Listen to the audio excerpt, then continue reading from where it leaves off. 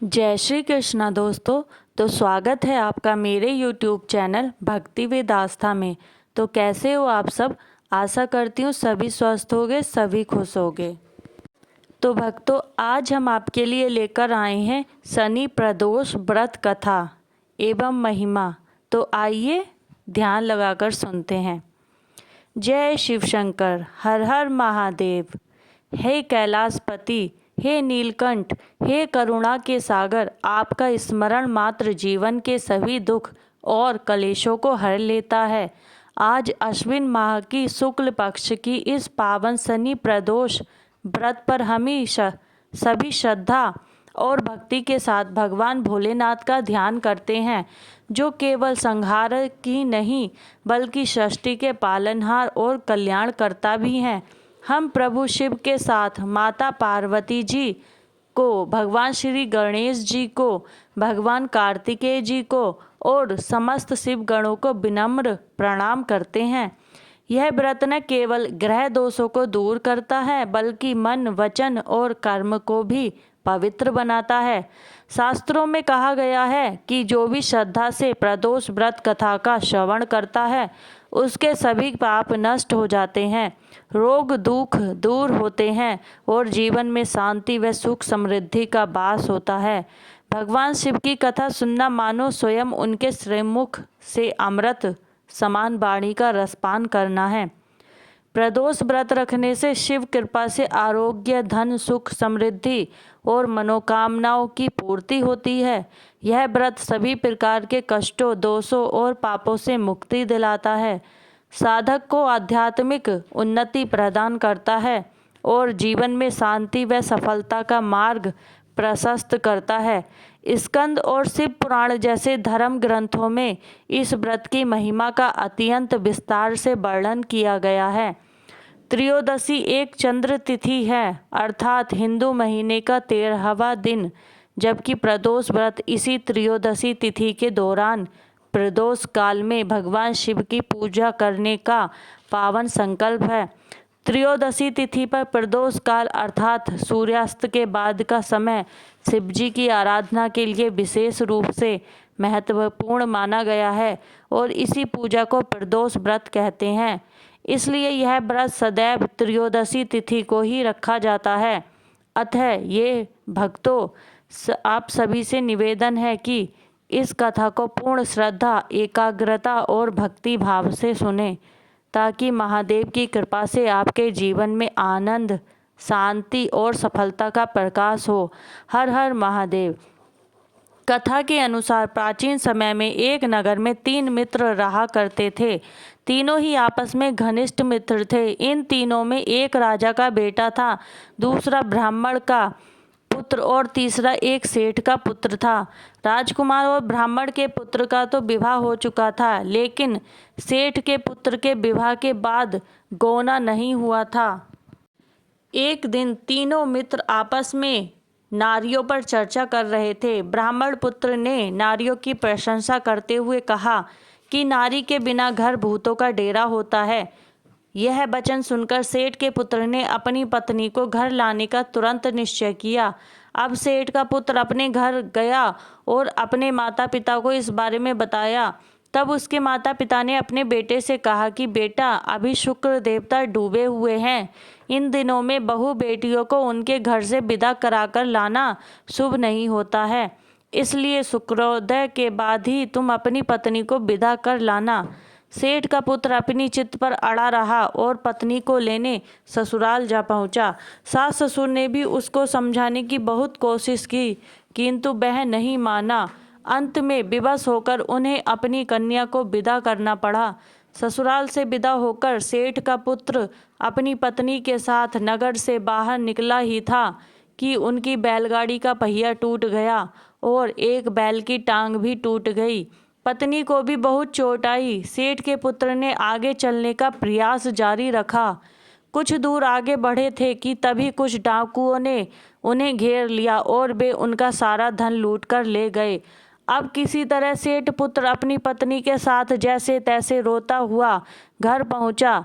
तभी सांप ने उसे काट लिया। उसके पिता ने वैद्यों को बुलाया। तब उन्होंने कहा कि आपका पुत्र 3 दिन में प्राण त्याग देगा।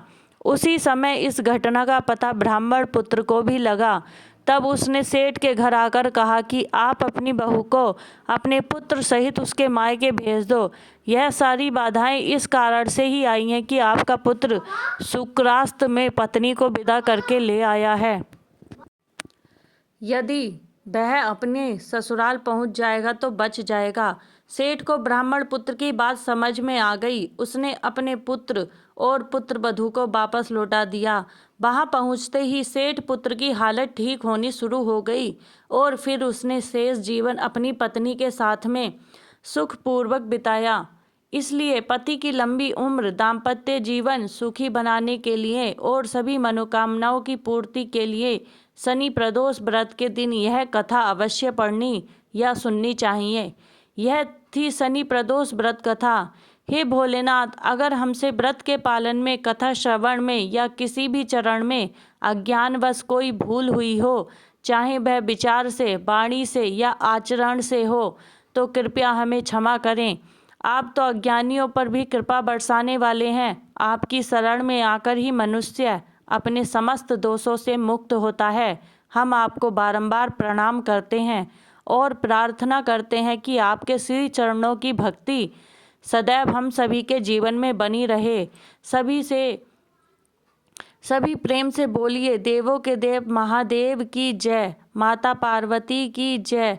शिव जी का अभिषेक कोई दूध से करता था, कोई आंसुओं से, कोई तपस्या में लीन तो कोई प्रेम में पूर्ण रूप से डूबा। भगवान शिव ने कभी भेद नहीं किया। अब सुनते हैं उन भक्तों की कथाएं जिनकी सच्ची भगवान शिव को प्रसन्न कर दिया। एक बार देवी पार्वती जी ने भगवान शिव की आज्ञा से एक श्रेष्ठ पुत्र की प्राप्ति हेतु 1 वर्ष तक चलने वाले पुण्य व्रत का समापन किया। व्रत की समाप्ति पर पुरोहित सनत कुमार ने देवी पार्वती जी से कहा, सुब्रते, अब मुझे दक्षिणा चाहिए। देवी पार्वती ने मुंह मांगी दक्षिणा देने का वचन दिया। बस फिर क्या था, पुरोहित बने सनत कुमार ने अस्वाभाविक दक्षिणा की याचना की। देवी, इस व्रत में दक्षिणा स्वरूप आप मुझे अपने पति को दीजिए। यह सुनते ही मानो देवी पार्वती पर तो वज्रपात गिर गया हो। वे व्याकुल होकर विलाप करती हुई मूर्छित हो गईं। देवी को मूर्छित देखकर श्री ब्रह्मा, विष्णु और मुनियों को हंसी आ गई। उन्होंने देवी पार्वती को समझाने के लिए भगवान शिव को भेजा। देवी पार्वती की मूर्छा टूटने पर भगवान शिव ने उन्हें समझाया, देवी, देव कार्य, पितृ कार्य या नित्य नैमित्तिक जो भी कार्य दक्षिणा से रहित होता है, निसफल हो जाता है। उस कर्म से दाता कालसूत्र नामक नरक में गिरता है। उसके बाद वह दीन होकर शत्रुओं से पीड़ित होता है। ब्राह्मण को संकल्प की हुई दक्षिणा उस समय न देने से वह बढ़कर कई गुनी हो जाती है। भगवान विष्णु और ब्रह्मा जी ने देवी पार्वती से धर्म की रक्षा के लिए अनुरोध किया। देवताओं ने भी धर्म समझाया और कहा। मुनियों ने भी दक्षिणा देने की प्रेरणा दी, लेकिन फिर भी देवी पार्वती मौन रहीं। तब सनत कुमार ने कहा, शिवे, या तो आप मुझे दक्षिणा में अपने पति को प्रदान कीजिए या अपने दीर्घकालीन कठोर तप का फल भी त्याग दीजिए। इस महान कर्म की दक्षिणा न मिलने पर मैं इस दुर्लभ कठोर व्रत का फल ही नहीं अपितु आपके समस्त कर्मों का फल भी प्राप्त कर लूँगा। उद्विग्न होकर देवी पार्वती जी ने कहा, पति से वंचित हो जाने वाले कर्म से क्या लाभ? दक्षिणा देने और धर्म और पुत्र की प्राप्ति से मेरा क्या हित होगा? पृथ्वी देवी की उपेक्षा कर वृक्ष की पूजा करने से क्या प्राप्त हो सकेगा? साध्वी स्त्रियों के लिए पति 100 पुत्रों के समान होता है। ऐसी स्थिति में यदि व्रत में अपने पति की ही दक्षिणा दे दी जाए तो भला पुत्र से क्या लाभ? यह सत्य है कि पुत्र पति का ही अंश होता है, लेकिन उसका एकमात्र मूल तो पति ही होता है। मूलधन के नष्ट हो जाने पर समस्त व्यापार ही विनष्ट हो जाता है। उसी समय आकाश में देवता और ऋषियों ने एक रत्न निर्मित रथ देखा जो पार्षदों से घिरा था। उस रथ से श्री नारायण उतरकर देवताओं के सम्मुख उपस्थित हुए। उन श्री नारायण को ब्रह्मा, विष्णु और शिव जी ने रत्न सिंहासन पर बैठाकर प्रणाम किया और हाथ जोड़कर गदगद कंठ से स्तुति की। वहाँ का सारा वृतांत जानकर श्री नारायण ने कहा, शिव प्रिया पार्वती का यह व्रत लोक शिक्षा के लिए है, अपने लिए नहीं, क्योंकि वे तो स्वयं समस्त व्रतों और तपस्याओं का फल प्रदान करने वाली हैं। इनकी माया से ही चराचर जगत मोहित है। फिर उन्होंने देवी पार्वती जी से कहा, शिवे, इस समय आप महादेव जी को दक्षिणा में देकर अपना व्रत पूर्ण कर लीजिए, फिर समुचित मूल्य देकर अपने जीवन धन को वापस ले लेना। गौ में समस्त देवी देवता विद्यमान होते हैं, इसलिए तुम ब्राह्मण को गौ मूल्य प्रदान कर अपने पति को लौटा लेना। ऐसा कहकर वे अंतर्ध्यान हो गए।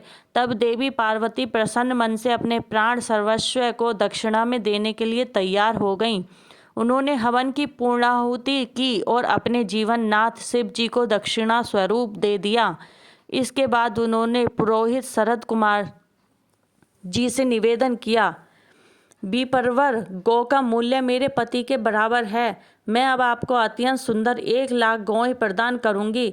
इसके बदले में आप मेरे जीवन सर्वस्व को लौटा दें। प्राणनाथ के मिल जाने पर मैं पुनः ब्राह्मणों को विपुल दक्षिणाएं प्रदान करूंगी। तब सनत कुमार ने पार्वती जी से कहा, देवी, मैं ब्राह्मण हूँ, 1,00,000 गौएं लेकर मैं भला क्या करूँगा। इस दुर्लभ रतन के सामने 1,00,000 गौओं की क्या तुलना। मैं इन्हें साथ में लेकर त्रिलोक में भ्रमण करूंगा।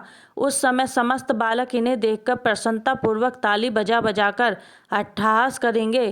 कहने के साथ ही सनत कुमार ने भगवान शिव को अपने पास बैठा लिया। सनत कुमार ने भगवान शिव को वापस नहीं दिया। यह देखकर और यह सुनकर देवी पार्वती जलहीन मछली की तरह झटपटाने लगी। उन्होंने मन ही मन सोचा, कैसा दुर्भाग्य है मेरा कि मुझे ना तो अभिष्ट देव का दर्शन ही हुआ, ना ही व्रत का फल प्राप्त हो सका। अधीर होकर अब वे अपने प्राण त्यागने के लिए तत्पर हो गईं। अचानक उसी समय आकाश में तेज समूह प्रकट हुआ।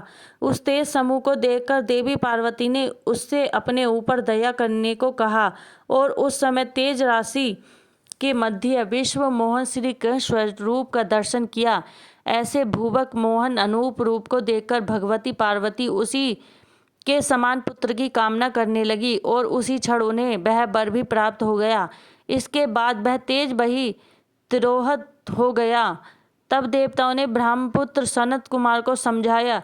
सनत कुमार ने दिगंबर शिव को उनकी प्राणेश्वरी पार्वती जी को वापस लौटा दिया।